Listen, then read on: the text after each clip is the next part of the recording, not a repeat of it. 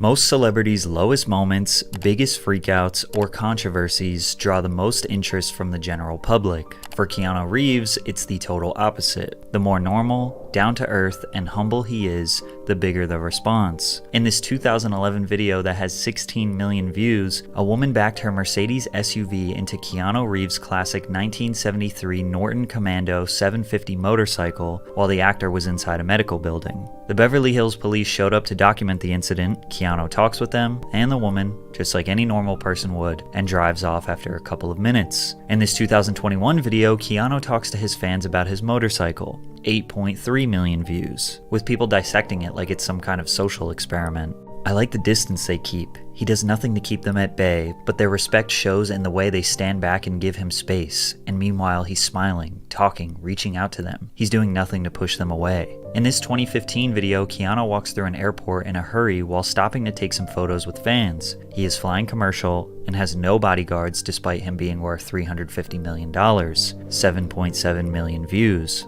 Here's what Joe Rogan had to say about Keanu. That guy sits on the subway by himself.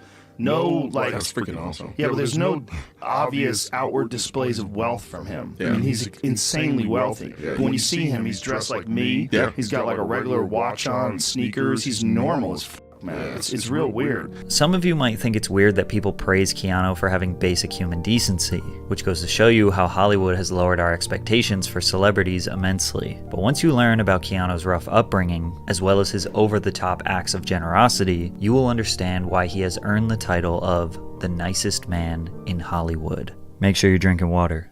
Keanu's father, Samuel Reeves, struggled with substance abuse, was in and out of prison for selling heroin until he ultimately abandoned his family when Keanu was just 3 years old, forcing his mother, Patricia, left to raise 2 children on her own, working tirelessly as a costume designer. Patricia married and divorced 4 different men during Keanu's upbringing. According to Keanu's sister, the revolving door of men had a substantial impact on their childhood. How we lived our lives depended on the man of the moment. Despite having numerous father figures growing up, the kids were on their own for the most part. Kim claims, "We never had anyone to play with us, to watch me riding horses or Keanu playing hockey." We all know that young men who grow up without stable father figures are more likely to grow up aggressive, angry, depressed, and often repeat the cycle of abandonment. Keanu was set up for failure from the very beginning.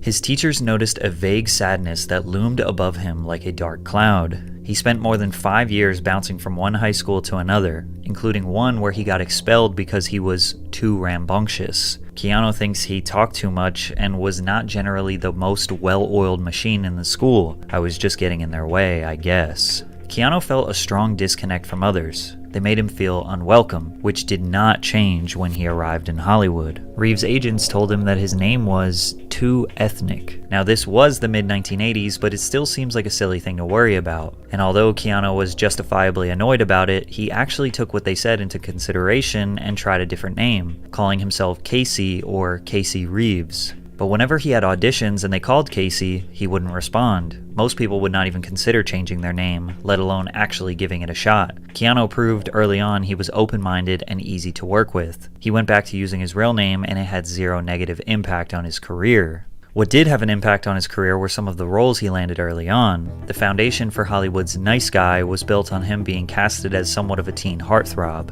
Young and handsome male actors often accrue fan bases of women who romanticize them as the perfect guy. First, he starred in NBC's Babes in Toyland, Act of Vengeance, and Brotherhood of Justice, as well as making his first motion picture appearances in the sports drama Youngblood and the low-budget romantic drama Flying. But when he met casting director Carrie Fraser, everything changed. He walked in the door and I went, "Oh my god, this is my guy." It was just because of the way he held his body. His shoes were untied, and what he was wearing looked like a young person growing into being a man. I was over the moon about him. His youth appeal earned him roles in dramas such as The Night Before, The Prince of Pennsylvania, and Permanent Record. But his big break came in 1989 with Bill and Ted's Excellent Adventure. Although the film received mixed reviews, it was a solid box office success, grossing $40 million against a $10 million budget. Reeves' portrayal as Ted Logan significantly boosted Keanu's Hollywood profile. Before getting the part, director Stephen Herrick screened between 200 and 300 actors for the main roles, requesting that each actor try out for both leading roles. Keanu was among the first to audition, and Herrick immediately set on casting him as Ted. When Keanu came in, he was one of the first. It was really kind of like, wow, he's Ted, and there was sort of a lovable goofiness to him. But Keanu wasn't just acting as a lovable good guy, that was really him. He proved that in 1991, where his act of kindness changed a man's career. In the adventure film My Own Private Idaho, Keanu co-starred along River Phoenix as a street hustler. Before filming, director Gus Van Sant struggled conceptualizing actors for the two lead roles. He sent the script out to Keanu and River's agents expecting them to reject it. Reeves' agent was open to the project, however, Phoenix's agent stopped reading the screenplay halfway down the first page, adamantly declining. Van Sant convinced Keanu to personally deliver the script to River Phoenix at his home in Florida since they were friends. Keanu did the director a massive favor, and over the 1990 Christmas holiday, he rode his motorcycle from his family home in Canada to the Phoenix Family Ranch in Macanopy, Florida, roughly a 2,100 kilometer or 1,300 mile ride. After the long ride, River read the script and wanted the role that Keanu was casted as, but they convinced him to take the edgier role of the drug-addicted hustler, Mike, which he accepted. The craziest part is, River ended up getting way more praise than Keanu in this film. Phoenix won Best Actor honors at the Venice Film Festival, the National Society of Film Critics, and the Independent Spirit Awards. Tragically, in 1993, following several days of binging on cocaine and heroin, 23-year-old River Phoenix passed away outside Hollywood's Viper Room nightclub, right in front of his brother, sister, and girlfriend. Keanu has rarely mentioned his close friendship with River over the years, opting to keep that part of his life private, but River's death still feels like a fresh wound to Keanu's heart even 30 years later. But if we're being honest, Keanu driving that motorcycle wasn't much of a sacrifice. That man loves to ride. However, during the filming of The Devil's Advocate, he gave up something that 99% of other actors wouldn't: money. The Devil's Advocate is a supernatural thriller that follows a young lawyer who dives deep into the dark world of success and temptation. While casting, producers approached Oscar winner Al Pacino, who turned down the role of John Milton 3 separate times due to the cliché nature of the character. Pacino even suggested Robert Redford and Sean Connery for the role. Keanu reportedly took a substantial pay cut worth millions of dollars so that producers could meet Al Pacino's salary demands. And yet again, Keanu's sacrifice benefited everyone but him. The film grossed over $61 million at the box office, and Al Pacino's performance was highly praised as one of the few bright spots in the film, and it wasn't the last time he gave up some of his salary. The actor reportedly took a 90% pay cut 3 years later so that he could star alongside Gene Hackman in The Replacements. But it didn't really matter if Keanu was a great guy or not, because many people thought he was a mediocre actor. In his most successful film at this point, he was considered the worst performer. Bram Stoker's Dracula was the award-winning gothic horror film where Reeves portrayed Jonathan Harker. The film was critically and commercially successful, grossing $82 million worldwide, surpassing Point Break as Keanu's highest-grossing film. Although the film was a success, many critics disagreed with Keanu's casting and considered his performance weak. Total film writer Josh Winning said that Keanu's work spoiled the movie. He mentioned it in a 2011 list of 50 performances that ruined movies. Keanu's attempt at an English accent has been considered one of the worst accents in the history of recorded film. Yes, of course, sir. If I may inquire, what in fact happened to Mr. Renfield in Transylvania? But it doesn't stop there. In 1993, Keanu had a role in the Shakespearean-based romantic comedy Much Ado About Nothing. Despite receiving positive reviews, Reeves' casting once again garnered criticism, and he would be nominated for Worst Supporting Actor at the Golden Raspberry Awards. After 2 more lackluster drama films, Keanu's career was on life support. Luckily for him, something big was right around the corner. Speed, an action classic whose premise revolves around a bus that is rigged by a terrorist to explode if its speed falls below 50 miles per hour. In 1993, executives were looking for an actor to portray the protagonist, Officer Jack Traven. They considered Tom Cruise, Tom Hanks, Wesley Snipes, and Woody Harrelson, but landed on Keanu. And again, he had to make some major sacrifices for this role. The director, Jean de Bont, didn't want the character to have long hair, so Keanu shaved his head. But then the studio executives got so upset over his shaved head that they demanded he wear a wig. But this was the director's vision, so they trusted him. However, there were more problems. DeBont didn't think Reeves looked strong enough. The thing with Keanu is that he looks very boyish. I didn't want him to be like a kid, and he loves to be like a kid. Keanu was yet again dedicated to completing a director's vision. He spent 2 months filling out his frame and getting in shape for the role. He was nervous in the beginning, then he got addicted to the adrenaline. This was only Keanu's second action film,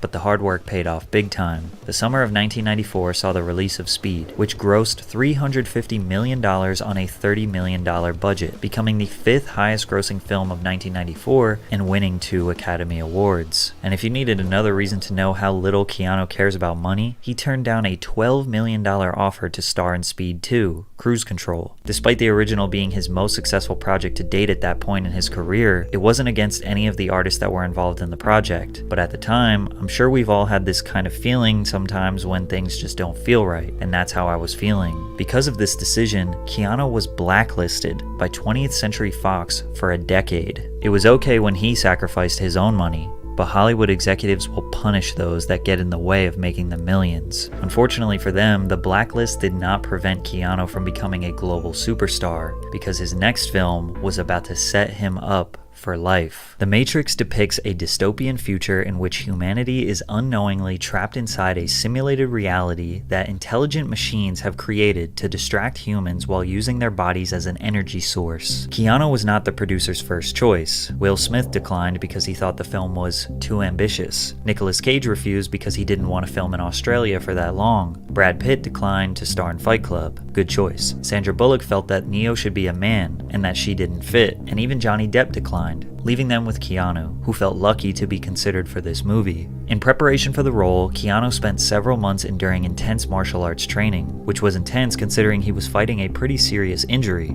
He had a bulging disc in his spine, which led to him having a 2-level fusion on his spine before training and getting a plate in his neck. He never told anyone because he wouldn't have been able to do the film, so he trained for The Matrix in a neck brace. Upon release, The Matrix opened to widespread acclaim from critics who praised its innovative visual effects, action sequences, cinematography, and entertainment value. It was a massive success at the box office, grossing over $460 million on a $63 million budget, becoming the highest grossing Warner Bros. Film of 1999 and the 4th highest grossing film of that year. Keanu reportedly made $14 million for his role before scoring an extra $49 million after the film because of the box office success. The Matrix is a classic, and although Keanu was a successful actor before, he had officially secured legendary status with this film. As if his father's abandonment and losing his best friend wasn't enough pain inflicted on Keanu, he was about to face another tragedy immediately at the highest point in his life. Keanu and his girlfriend, Jennifer Syme, were expecting the birth of their first child. The baby was stillborn 8 months into Jennifer's pregnancy, which they found out on Christmas Eve in 1999. Suffering from postnatal depression and the grief of losing their child, the relationship didn't last as Keanu and Jennifer eventually split. They remained good friends and were on the verge of getting back together until Jennifer died in a tragic car accident in 2001, just one day after she'd met with Keanu.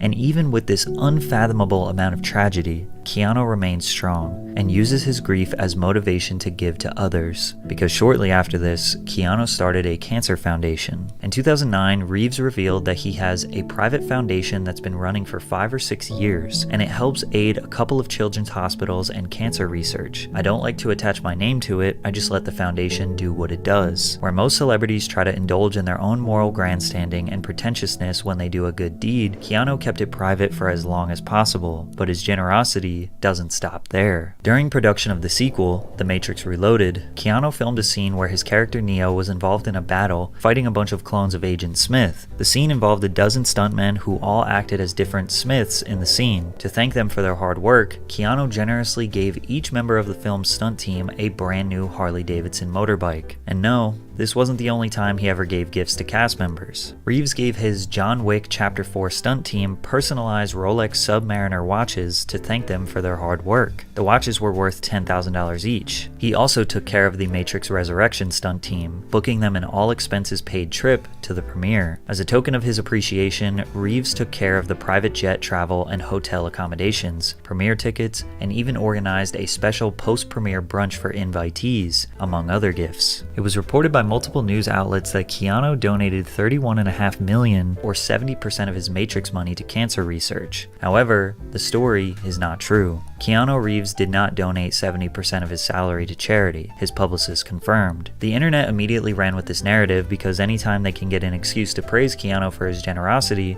they will take it. And after all, it does seem like something he would do. Ironically, the gesture that got him the most praise and attention was by far the most simple and normal. In 2011, this video of Keanu on the New York City subway went viral. After noticing a woman carrying a hefty bag, he pointed to his seat and asked if she wanted to sit down. The woman accepted the offer, at which point Keanu got up to let her take the seat he was occupying. The video has more than 42 million views. Just the idea of him riding the subway instead of some limousine or having a personalized driver made people relate to the icon, let alone giving up his seat. Many photos of him with women went viral that point out his no touching policy. He was being coined a respectful king because he refuses to rest his hand on women while taking photos with them, and he rather just floats it a few inches away from their back. Most celebrities' dark side or controversies drive the most engagement. For Keanu, it's the total opposite. Viral Keanu news is him giving to homeless people, or spending time with them on the street, playing with puppies, showing a plush toy around China, or dropping genuine wisdom on us.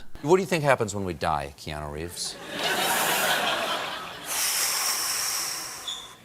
I know that the ones who love us will miss us. With all the pain Keanu has experienced, combined with the massive success he's had in Hollywood, he chose to remain a kind-hearted, humble man rather than a self-righteous narcissist. Most celebrities sell their souls for fame and fortune. Keanu uses his fame and fortune to help others. And although it may seem like he is over-celebrated for the smallest acts of kindness, Keanu Reeves has proved time and time again that he isn't a great